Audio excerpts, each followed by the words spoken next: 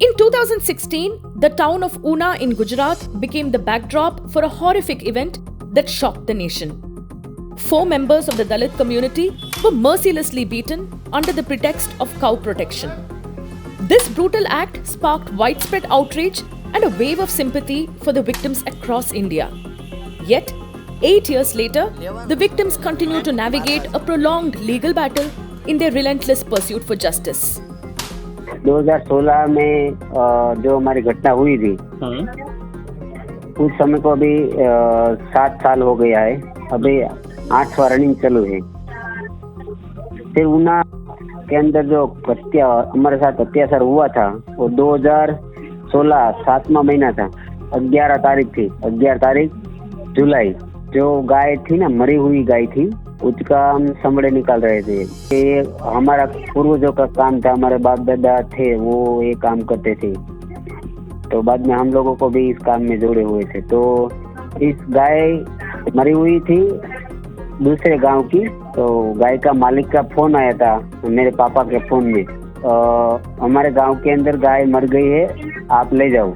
फिर हम 4 भाई थे जो चमड़े निकाल रहे थे, 5-6 लोग हमारे पास आए और हम लोगों को कह रहे थे कि आप कौन सी जाति से लोग हैं, क्या कर रहे हैं। तो हमने बताया हम चमार है।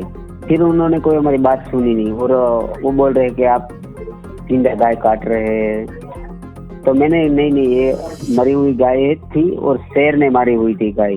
रात को शेर ने मारी थी गाय दूसरे गांव में, और वो गाय को यहाँ लेकर आए हम और उसका समड़ा हम निकाल रहे हैं। फिर भी उन्होंने हमारी कोई बात नहीं सुनी।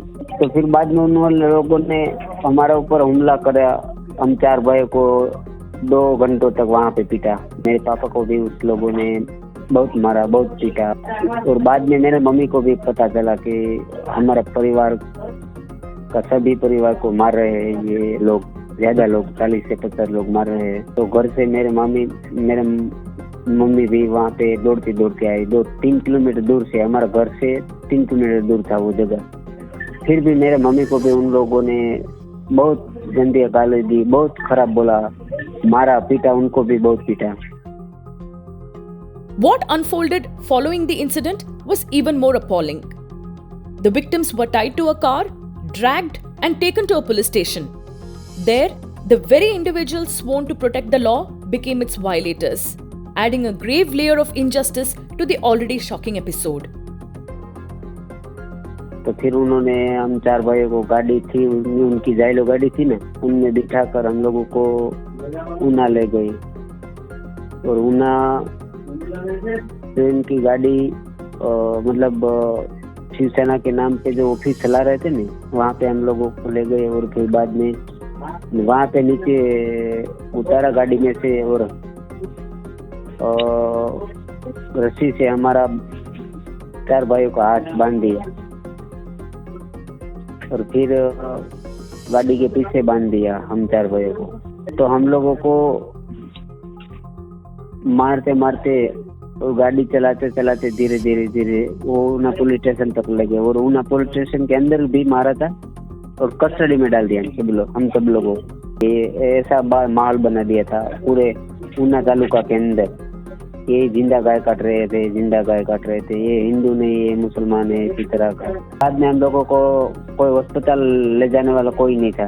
तो मेरे मामा जी आए थे, तो वो ऊना पुलिस स्टेशन के अंदर बोल रहे थे क्यों मर गए सब पुलिस वाला, कहाँ गए, इन लड़कों ने क्या गुनाह किया था, उनको इतनी तरह पीटा है, क्यों कोई अस्पताल नहीं ले जा रहे हैं, इसी तरह चिल्ला रहे थे। फिर बाद में मेरे मामा, तो जो पुलिस की 100 नंबर की जीप होती है ना, उनमें हम लोगों को 4 भाइयों को अंदर बिठा कर डाल दिया और फटाफट 108 में हम लोगों और 100 नंबर की गाड़ी में हम लोगों को अस्पताल सारवार के ले गए।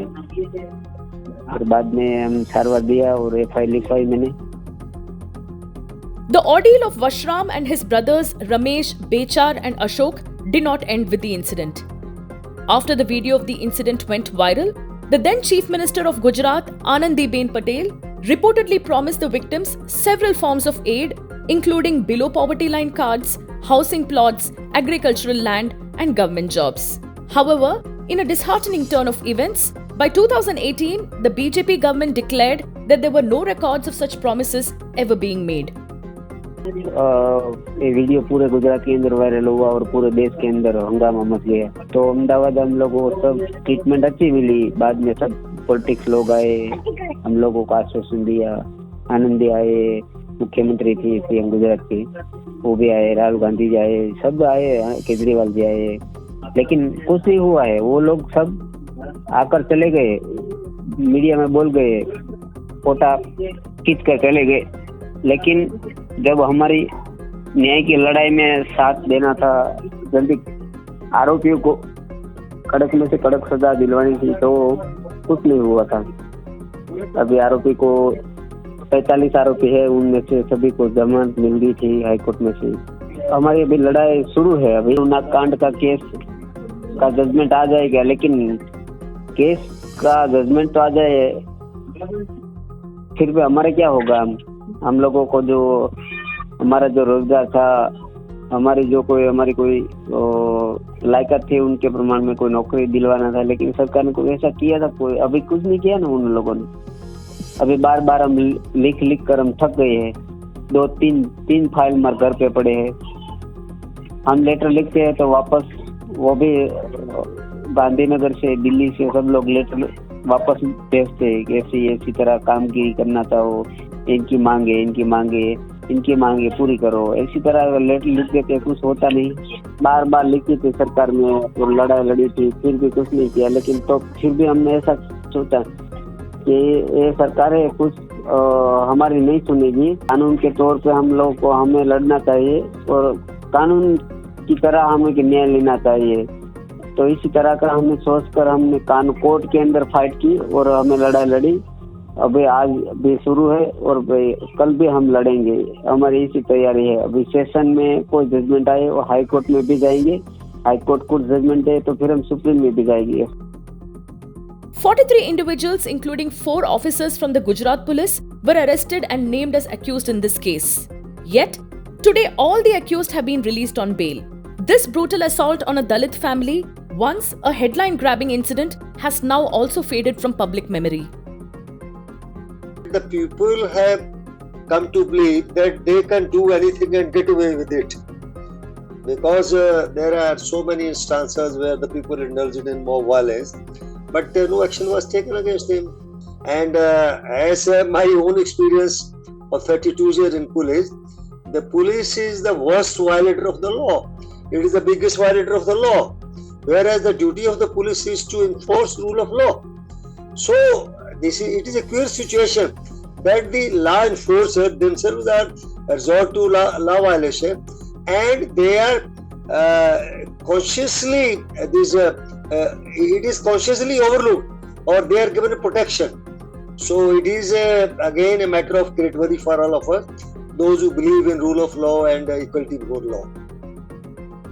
The probe reached out to the Una police officials and the Gujarat CID, and we have been told that the investigation in the matter has concluded. They have filed the charge sheet, and attention is now turned to the court, which is set to deliver the final verdict. However, as Vashram Bai stated, no matter the court's decision, the damage to their lives is enduring. The 4 victims have lost their jobs and with it, their stable income. What they need now, along with justice, is employment and government assistance to live with dignity.